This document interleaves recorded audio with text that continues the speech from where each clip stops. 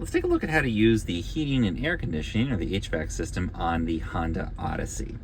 So we're going to control the temperature in the vehicle and the settings that we're using these different buttons along the dashboard here. So we can use these little switches to adjust the interior temperature. And we can either have the sync on here, which means that all the different zones, the rear, the right and left, are all going to be combined together, and one push on the driver's side will change them together, or we can turn that off, and then you can select a different temperature for the right and left side. Now to do the rear, we're going to press the rear settings here, and then we can adjust the temperature in the rear side of the vehicle. So that's a little bit tricky, a little bit challenging to see the first time. You do have to press that in order to adjust the temperature in the back. Rear lock, there is another panel in the back. If you don't want your kids messing with that, for example, you can switch this on, and it's going to prevent them from being able to change it. You can also adjust the fan in the rear side of the vehicle as well.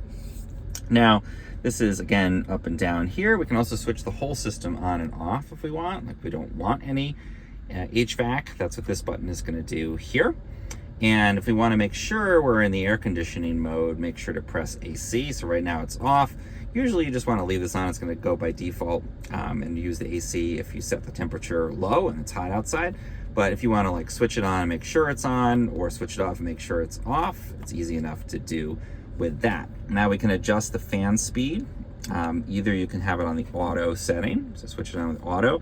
It's going to choose the fan speed based on your temperature inside the vehicle and the temperature you've set.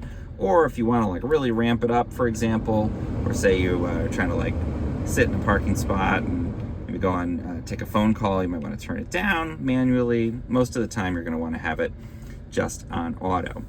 This is going to recirculate air inside the car. So if you're driving by like something smelly, like a truck with a bunch of exhaust, you can switch this on for a moment. It's just going to keep recirculating. And then this is the front defroster for the windshield. It's going to blow air right onto the windshield.